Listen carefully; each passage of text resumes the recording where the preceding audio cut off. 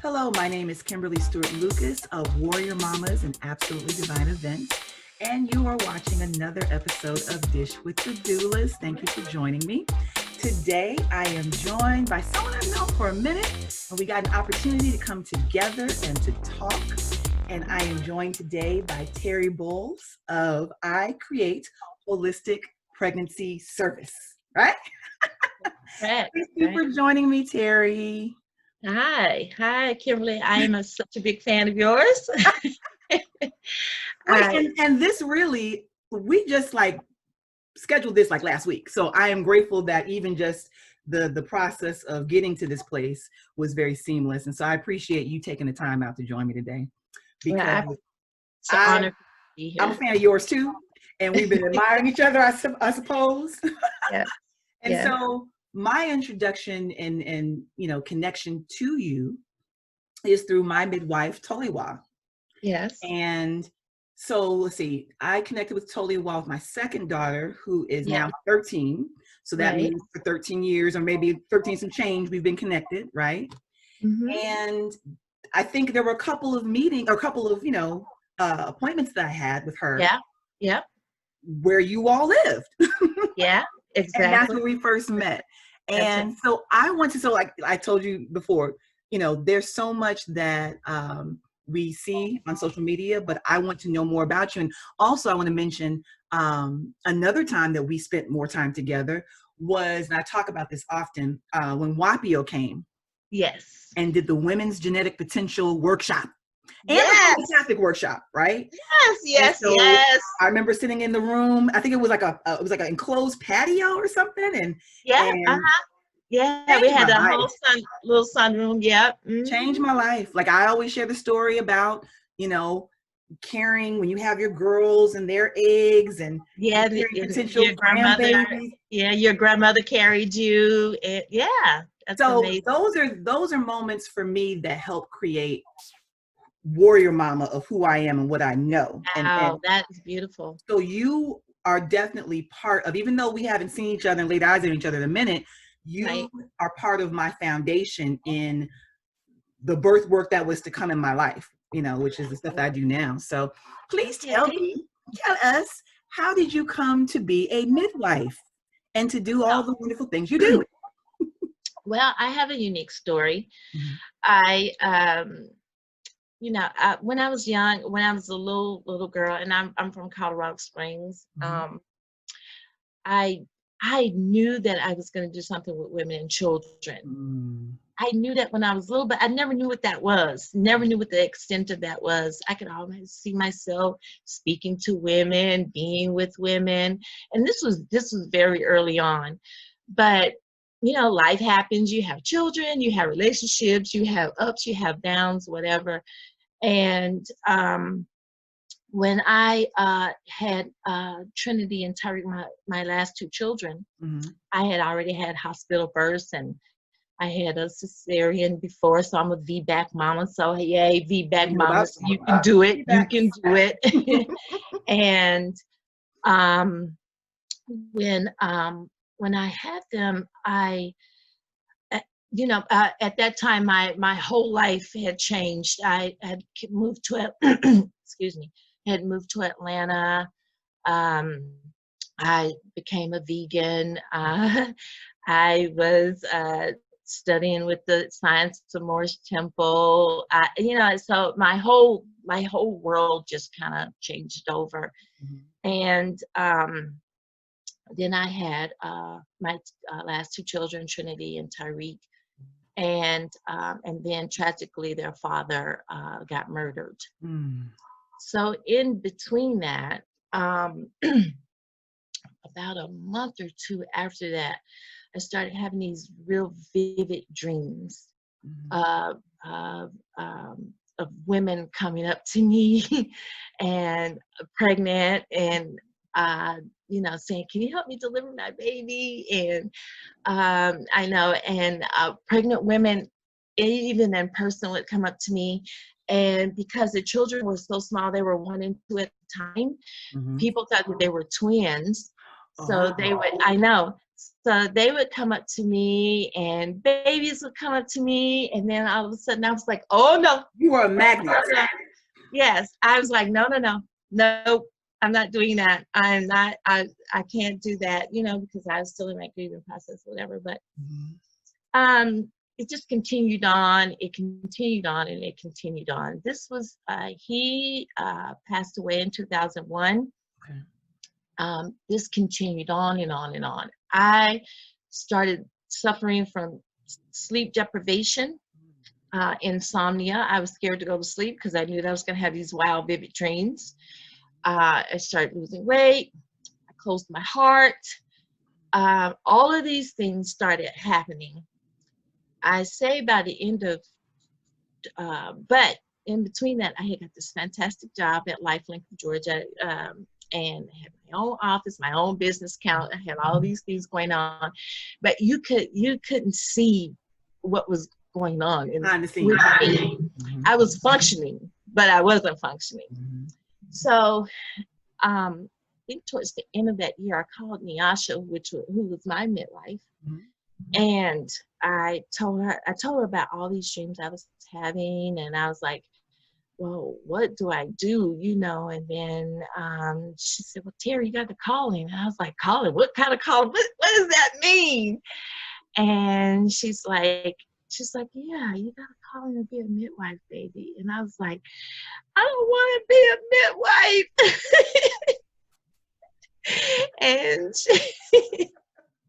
And I was like, no, I don't want to be a midwife. And I was like, I don't know how to be a midwife. And then she was like, I said, well, what do I do? And then she said, well, at first you got to accept it. And I was like, how do I do that? And she just said, just accept it. Just open up and accept it. And that's what I did. And then it was full stream ahead. Once I accepted it, it was, and you know, I don't know how people's perception of how their God is, or their divine, or how they're raised in their religious beliefs and cultures, or whatever. But me, I have a talk with God like I'm having a talk with you. Okay. And I was like, okay, you know what? I'm gonna do this. I don't know what I'm doing, but if you say that this is what I'm gonna do, then this is what I'm gonna do. And after that, I promise you, the doors started opening up immediately. Like it was like a miracle happened. Like, you know, I got into the GCAP program, which was one of the very first here in Atlanta. And that's how that Tolowa. I remember. And also Hanifa, and also Jerry McKinney, McKinney, and Mama Saran, I'm Nasra. You know what I mean? I met so many people doing that. And then I became Nyasha, me and Tolowa became Mama Nyasha's apprentice. Okay. Her practice in her home birth practice. So truly, I was trained for home birth. And also I became Marshall Ford's doula for a whole year while I was apprenticing. So I not only knew hospital birth from a midwife, I also knew home birth from a midwife. So I had dual sides of that, along with the already the medical background that I had already. So Tolowa and I were, we were all doulas together. And then Tolowa found out about the Matrona. They were having this big festival that she started, right? And they were honoring Granny Smith. And Mama Saran was there. There was a whole lot of people, whole lot of midwives there that were like super midwives, grand midwives. And at the time, I couldn't go to that particular one because we were on call. So Mama Nyasha said, well, one of you can go and one of you have to stay. So you have to pick which one is going to go. So Tolowa went. Okay. So Tolowa went, and when she came back, she talked to Matrona. And she's like, Terie, we gotta go. This is what we've been looking for. This is us. And I was like, oh, Tola, it's in Asheville. How are we gonna do that? And she's like, we're gonna go. We're gonna go. So we made our pact, and we decided that we were gonna go. And that's what we did. We went to the Matrona and we graduated. And Wapio was our mentor. And when I tell you that that class changed my whole life, it changed my life. Not only for me learning to midwifery, Mm-hmm. because she never steered away with what traditional midwifery was. She taught us from the perspective of the grand midwives. Mm-hmm. And I know that, and we also had our academics and our clinicals, of course, but we were taught in the traditional manner of the grand midwives. She did not say that Ina May or some other midwife started it of non-color. She taught us from Black midwives, grand midwives. And I have to keep saying that because sometimes people frown upon, oh, you went to that white traditional midwifery school. No, I went to a traditional midwifery school. Exactly. I didn't go to just Who honored the origins. Yes, and who made me remember what I was or why I was there. So I just have to say that. And it's not in defense of anything for her. It's in how I was trained. But anyways, and I can't even say trained, because when it started coming to me, I already knew. You were reminded. You're reconnected.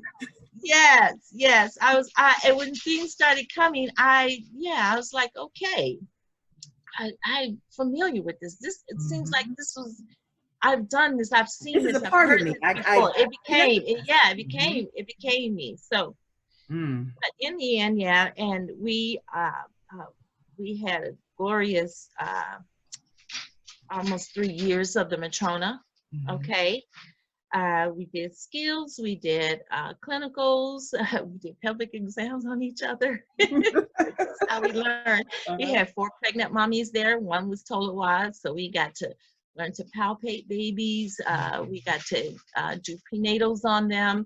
So yeah, it was great. And we graduated, and then me and Tolowa came out full swing practicing.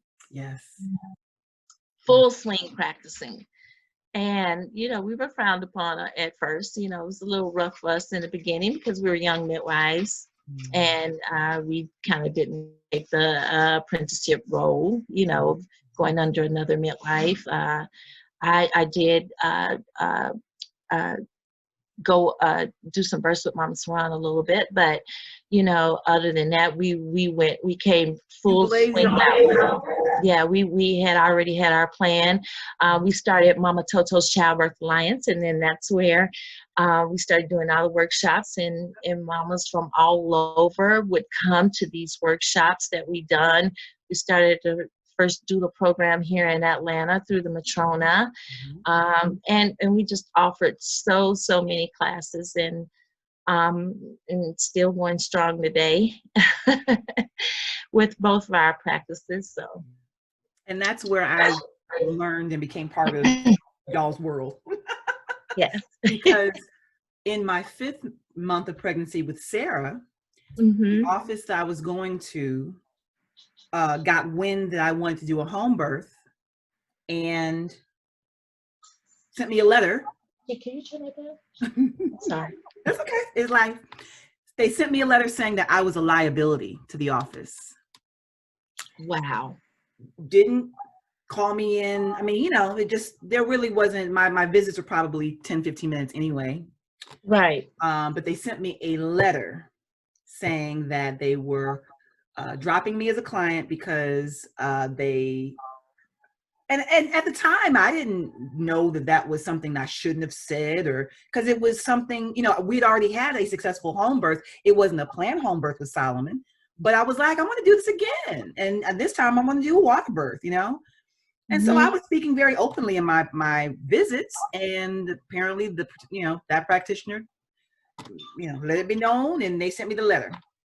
And I'm trying to remember like the story, because Rajania says that I led her to Tolewa. I always felt like I have to go back on the other episode from last season, how me and Tolewa connected, because in my mind it was always through, or maybe it was through Rajania, and I'm trying to think. The story was that I think because of the home birth that we had, she desired home birth. And that was the energy that connected her to Tolewa, which then I met Tolewa through her. So I think that was the order. Okay, got you. It's been so many years ago. I know. But so Tolewa became our midwife in this 6th month. Yeah. Best healthcare I've ever received in my life. Like, the amount of attention that you all, and I didn't see you directly, but just even when I was there, the attention that you were showing me when I was there. And I'm telling what, you know what I'm saying? Like, you all were a partnership. So, Yeah. But it to me was like, this is how it's supposed to be done. It is. And when we are in births together, the rhythm, and we hear people talk about this all the time, is the rhythm that we're in with each other, and how we kind of feed off of each other. And so that speaks a lot, because you don't usually have a connection with people in that way. You know what I mean? And even when she's not at a birth with me, if I can call her and I was like, you know what, I'm kind of off on something, and I go to explain what it is, and then she'll pop right up and say, hey, maybe you should try this. Check this out. Yeah. And it kind of resonates, and then I put it all together, and it's just like she's there. Yeah, it's just like she's there. That's the what's called synergy of it, and it's spiritual work in which you all are doing.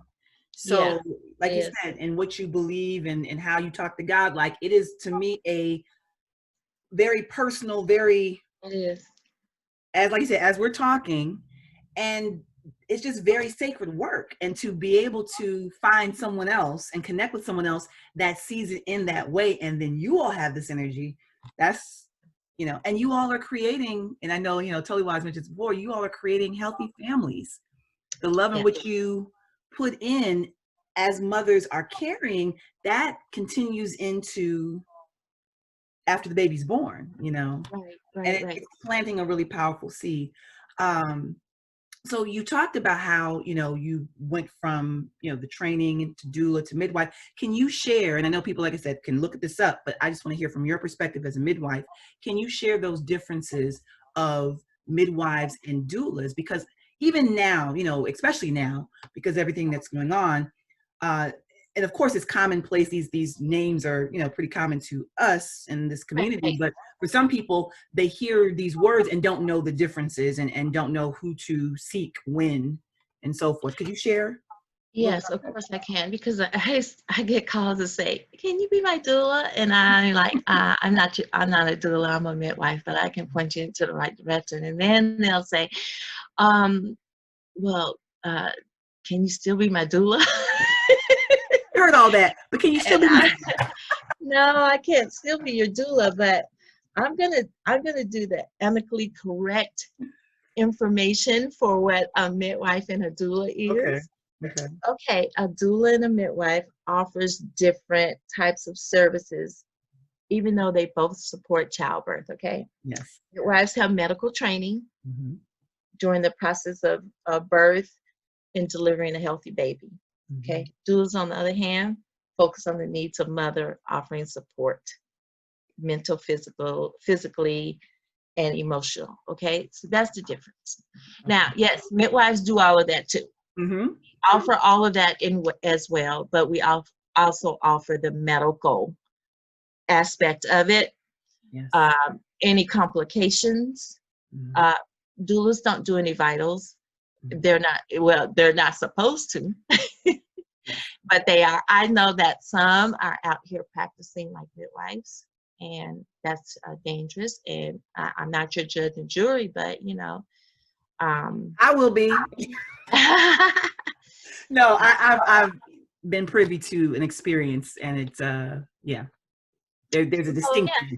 yeah, it's and then if it is something that happens, and if it is a complication or something happens, Mhm. it's put back on the midwife Mhm. because they're saying, "Oh, all of y'all are midwives." No, No. doulas and midwives are not the same. Mhm. We don't have, we have some trainings, Mhm. yeah, we have some of the same identical training, but we midwives have more of a medical training, or they should. Mhm. Let me just say that too. Mhm. Um, and it's a dangerous game that you're playing if you're around here saying you're a midwife and you didn't Aren't. have the proper training. So yeah, I I said agree. it. I said it. And I leave it at that. So, and I just, I had Tracy Collins on, who is, the president of the National Black Doula Association, and she Yes. was right there with you. She was like, "You don't. There's just certain lines you just don't cross." And I think the public needs to be more aware of, because there are some women that I know and have met during this time, especially through the pandemic, who are making the decision to do home birth when they're planning Yes. to do hospital births. And Yes. so again, you hear these terms, and especially like in the last couple of years, and I know it wasn't news to you, but Yes. I would say in the last year, definitely during Black Maternal Health Week, is when you had Yes. that episode about Kira on was it Resident 911 or something like that, or the resident. Oh yeah. Yeah. Yeah. Yeah. Yeah. And Kira. there were many articles about the Black maternal mortality rate, and Yes. that's always been the case. But last year there was some different not say buzz, but there was a lot going on, and a lot more in discussion. It still needs to be discussed. So you have these terms out there, and people are not necessarily knowing the difference, and the route in which they're going may be the wrong, not even the wrong, but yeah, they may, like you said, they're calling looking for a doula, but you're a midwife, and that's a Yeah. difference, and they need to know That's that. it. And so that's what I really like want to direct people, like, both necessary, both are important. Both are necessary. Yes. No, Both and are. one's not, who was it? I'm trying to think who said that they were like, doulas are like the accessory. Like, I don't need a doula. I don't need a doula. It's like needed, Yeah. needed, but midwives, Doulas because are of the great. difference, is needed as well. Like, that needs to be something, I think, that's discussed more. So people know the directions they're going into, and then that they're equipped if they choose to do a home birth, and having the proper team on board. Yes, and that's very important too, is to have the right midwife that resonates with you. Yes. Um, when I say that I practice in the traditional manner and the holistic manner, I truly mean that. Mhm. I'm not the same midwife that I was when I first started. Mhm. I'm not the same midwife 5 years ago. I am not the same midwife 10 years ago. Each family that I provide service for, I grow in between that. It makes me a better midwife. I change, you know what I mean? A lot of things that I change because women change. Their power changes, how their dynamics of how they want and Yeah. what they want in their birth changes. So you have to be able to adapt to that. I truly can't say that I am the same midwife today Mhm. in 2020 that I was even in 2018. Mhm. Mhm. I'm a whole totally different midwife because we're in different times. And we should always be ever evolving. We should always be ever evolving, and I'm always keeping up on my skills. Mhm. I'm always, trying to learn new things. I'm never without growing and learning, along the process. Um, and I'm fortunate to be around the elder midwives of the community, Mama Salama, Mama Nasra, Mama Saran.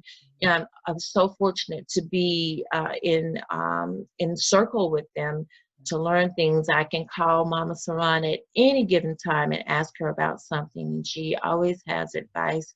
Same with Mama Nasra and Salama as well. But I say this to say that, you know, if you have a strong support system behind you, and you know, and that's willing to go with you all the way, then you're good. You good. And I do have that. I do have that, and I'm so very blessed for that too. And I'm so very humbled. You know what I mean. I'm very humbled at this path and this journey that I'm on. I hope I'm doing it right. Oh, I believe you are. You were talking about expanding and growing, and like you said, you're a different midwife even from 2 years ago.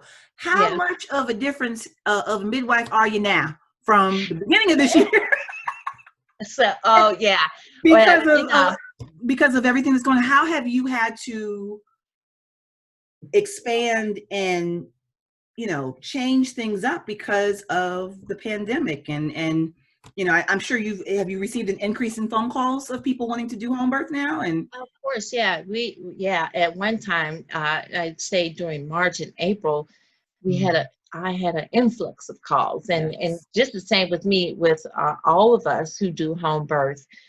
We started receiving lots and lots of phone calls. I had my first COVID baby in May 3rd. She was a girl. And actually she was a mama that was supposed to have her baby in the hospital. So she was like, oh no, I'm not having no baby in the hospital. So, you know, you get all these calls, and, you know, people screen you out, you know, and they kind of go with who they want to. But yeah, I had an influx of calls, especially in March and April. Most of my babies will come this month, June and September. But yeah. so people were making the switch for the next month. Yes, people were calling. Now, you know, people were calling at 37 weeks, 38 weeks. How do you meet? I'm just curious. How do you, especially if home birth wasn't their first choice, right? Because for me, you know, even though our first home birth was not planned, certain seeds were planted along the way when I look back at it, right? So it wasn't the plan, but it's where it ended up happening. And so I know for me, the kind of mental preparation you have to have a home birth. So where do you even begin with meeting people where they are, but going from hospital now to home birth in their mindset? Like, how do you help support that? Well, for me, when this mama called me and consulted with me about her wanting home birth now, I in the beginning was very concerned because she was 35 weeks. That's the earliest that I will take. You know, I don't know about some other midwives, but that's the earliest I would take. And just talking to her on the phone, I heard confidence in her voice. She had a medical background, so that was good for me. And even if they don't, that's fine. But she expressed that, you know, she really wanted to have a home birth. She was healthy. That's what you got to make sure, is that they have no underlying conditions, no pre-existing conditions, no gestational diabetes, no hypertension. You know what I mean? Home birth is typically for women with low risk pregnancies, low risk women who are generally healthy. And so she, you know, she was pretty healthy.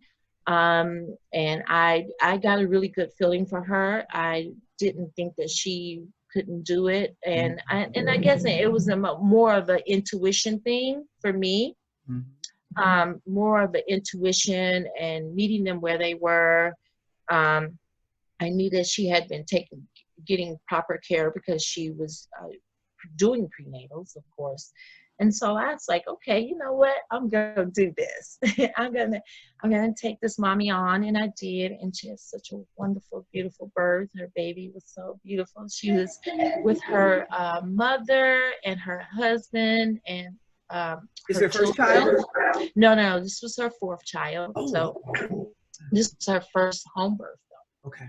So yeah, it was great, and it was wonderful, and so now I look forward to these two births that I have in June. These are going to be first home time home birth mommies as well, and and yes, COVID brought out a lot of different things, but it also empowered women in birth.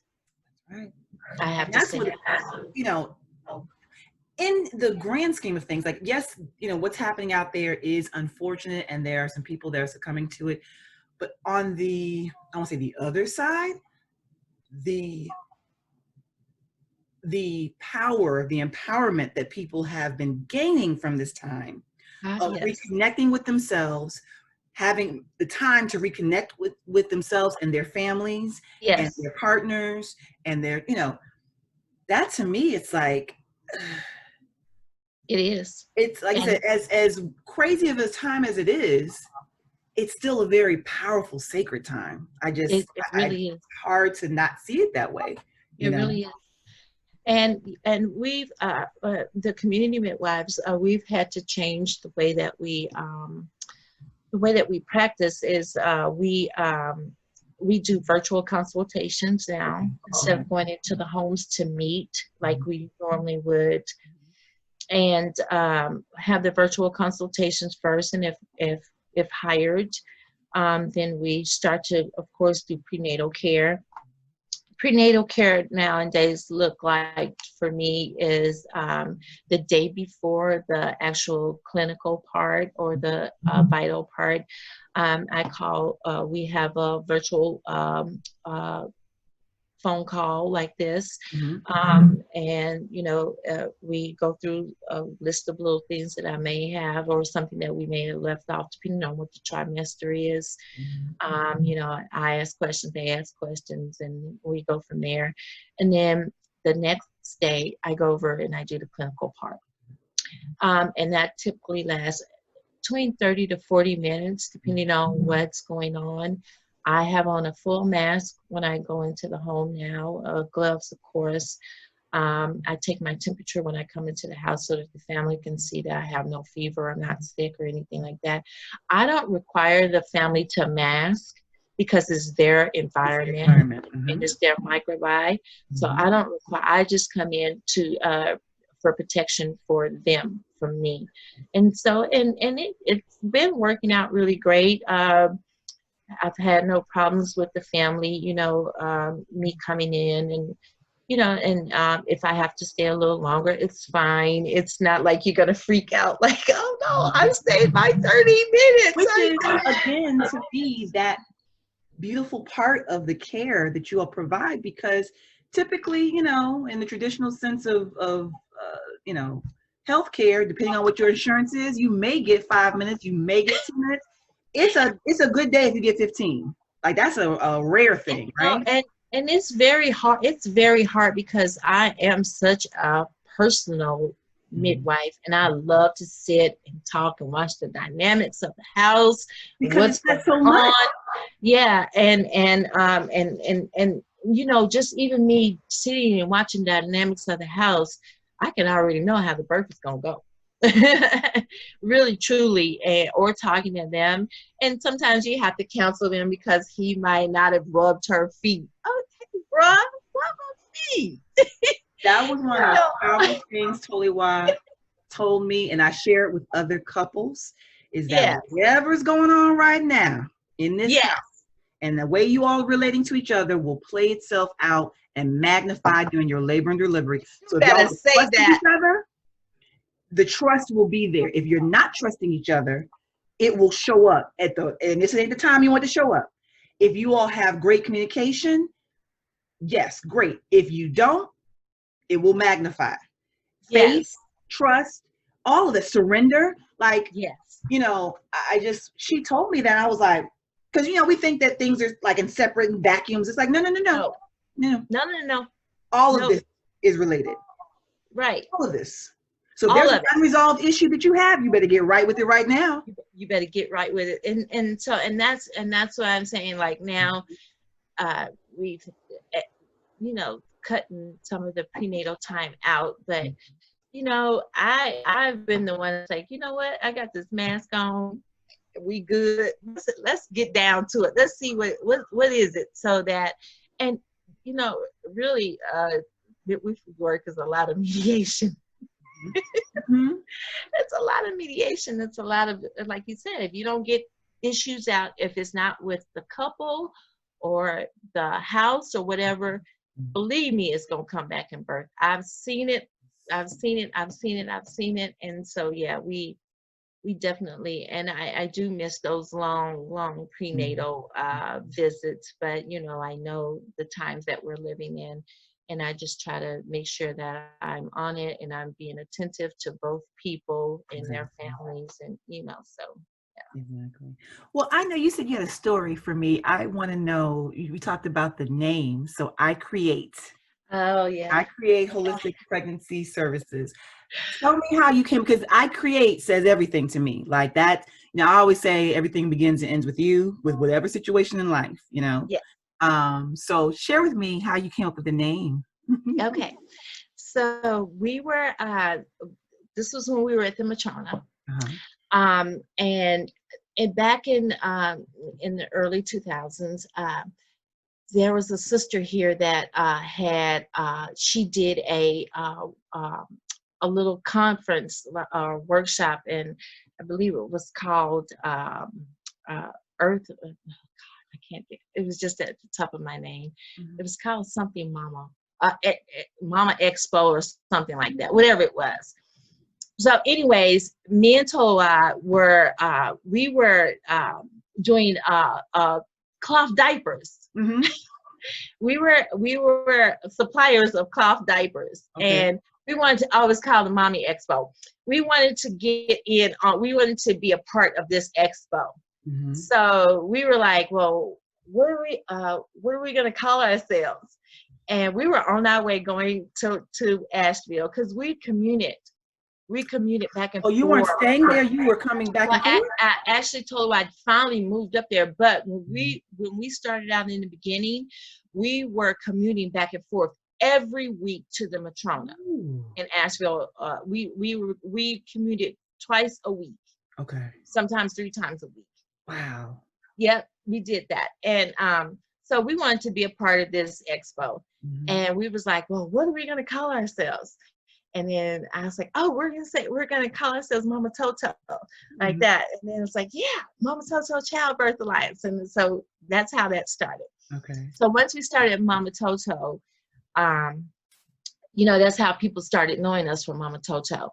And then once we started getting that together, we started saying, well, what are you going to call your practice? And I was like, I'm going to call our practice iCREATE. And told us, like, where did that come from? I was like, I don't know. It just came out the top of my head. And then I was like, yeah, I'm going to call my practice iCREATE Holistic Pregnancy Service. And then she said, yeah, I'm going to say mine says Earth's Healing Family Service. Mm-hmm. And then so we did this on the road, y'all, going to Asheville, North Carolina. This is going to the expo. We just came from the expo that we wanted to be in. And we started saying what we wanted our practice's name to be, but we were all under the umbrella of Mama Toto, because that's where we started. Yes. And so even to this day, we still, even if you look at my website and stuff, I always say a Mama Toto Childbirth Alliance company, because that's what it is. It started from there. And and now I've started another organization. It's called Annette's Daughter, and it's named after my mama. Okay. And I now am doing prenatal care and post care for pregnant homeless women. So, and I have an organization that I work with. It's called Justice for All Coalition and Atlanta's Harm Reduction. Mm-hmm. And I go out on Sundays with Marshall Ransford we go to the encampments and feed the homeless. Well, we go all over Atlanta. I just can't say the encampments. And I post a few videos of when I'm out in the encampments, and I follow two homeless pregnant women now. Wow. And so yeah, that's my next Next adventure. layer. Yes, that's my next That thing. is I would love to get a mobile unit where I could go out and, you know, just provide the prenatal care for them. And a lot of the homeless women that are in the extended stays, the Motel 6s and stuff like that, they are receiving care from Grady or AMC, which they have Medicaid, but they have to be registered with the state. And then but the women that I'm serving are not those women. Exactly. These are strictly homeless women, sex workers, addicts that are pregnant. And so those are the more of the women that I am working with and want to help. So yes, That is and I got Annette's daughters up, and we had started it just before the pandemic, and then kind of shut it down. So now I'm back out. Been out a couple of more weeks now. And I make these mommy, I call prenatal backpacks, and it has all kinds of things in there for them. It's a backpack that they can carry around with them. It has non-perishable snacks and foods in there, underwear, socks, toiletries, prenatal vitamins, pregnancy tea. I got a hot and cold thermal so that they can make their tea, and I give them resource information where they can get food and pick up vouchers and different things like that. So yeah, that's my next You thing. automatically just went to the call to action. Are you accepting donations? I am accepting donations, yes, ma'am. And I have to, let me say, I have to, because people ask me that all the time, and I haven't set up a thing for donations, but I will. And someone asked me that yesterday when I was out doing outreach yesterday. It's like, girl, do you know how many people that would donate to that? And I was like, yeah, because I've basically been doing it by myself. Yes. Yeah. No, people are, and I pray that this surgence of Black Lives Matter in the last couple of weeks is not a fad. Yes. Or it's politically correct to be seen on the right side, but also in the and I can't get caught up in people's intentions of why they want to do what they want to do. But what I have seen an increase of in the past week or so are people looking to donate and give money to Black organizations, Black women organizations, Black women that are doing things directly with so how in this today, I mean, of course, I'll put all the links wherever this video, and even if you update it, I'll update the text under what this episode is. How can people get in touch with you, even as you develop a system to do your donations? But right now, how can people get in touch with you to find out about this particular, service, and then also your midwifery service? So right now, I will make a Facebook business page, so you'll be able to go on that. I'll do that today. But I do have an email. It's I am Annette's daughter @gmail.com. Okay. So that's all one word. I am Annette's daughter. Now be the text. I'll put that in the gmail.com. Okay. Also, you can reach me on my website, thegoddessmidwife.com. Okay. That's me.